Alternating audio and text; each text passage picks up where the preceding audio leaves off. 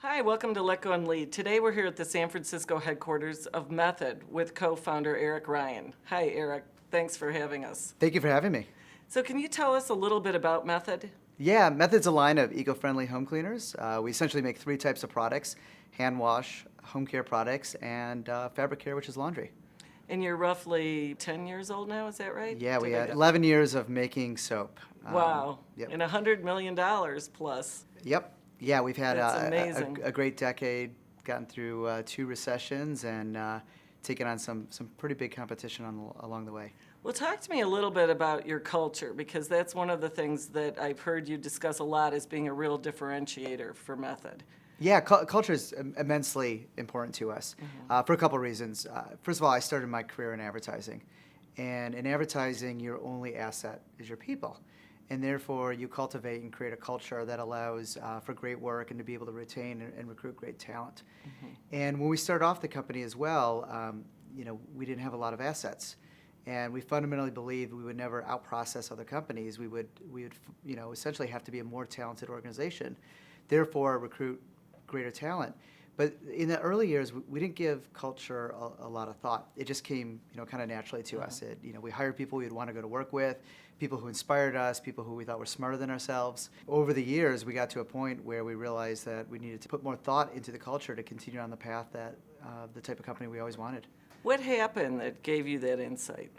I think it's crossing the 50-person mark. I think human beings, we have a habit, once we get to about groups of 50, we go from being a collective whole, and people tend to break into smaller groups and more, more cliques. And we thought it was more important to make sure that we continue to create a universally understood and accepted culture to scale the business.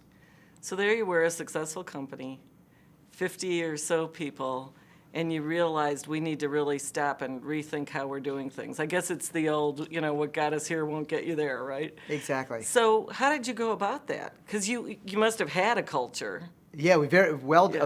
I would argue, a very well-defined culture. Uh-huh. But again, it came out of the things that we believed in, the type of people we hired.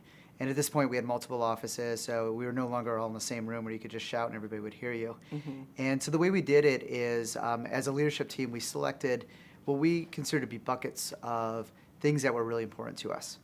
And then we recruited from across the company a small group of individuals who, different levels, different functions, who we thought really upheld and represented the type of people and the type of values that we wanted. And we gave it to them. They had, two assignments. Assignment number one was really define these values.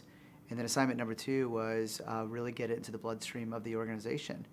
And we felt that it was very important that the values came not from the top down, but from the bottom up, for it to really be bought in, accepted, and for people to live them. And did anything surprise you with what they came up with? The way we defined the values, there was some really, they brought a lot of fun to it. And I think that's really important. If you make some stuff too serious, it's hard for people to accept it. So for example, one of the things we thought was very important as a value was resourcefulness. As a small business, you're always trying to do more than what you have available. And they came back with what MacGyver do. And MacGyver being the ultimate, icon of resourcefulness, of what he can do with a paperclip and bubble gum. Yeah. And then what they did is they laid out how everybody should live those values, and what is an example of being MacGyver-like and knocking on the big door and taking and seeking out risk. So I think it surprised me of how well they articulated that, inspired all of us. You must have laughed when you heard that. I mean, it's just so fabulous. It was, we always talked about keeping weirdness in the culture, and that was one they really leaned into, keeping Method weird. And I think it was probably the ultimate example of letting go and lead, of trusting the team with the values and knowing that you've hired the right people and set the right example up to that point.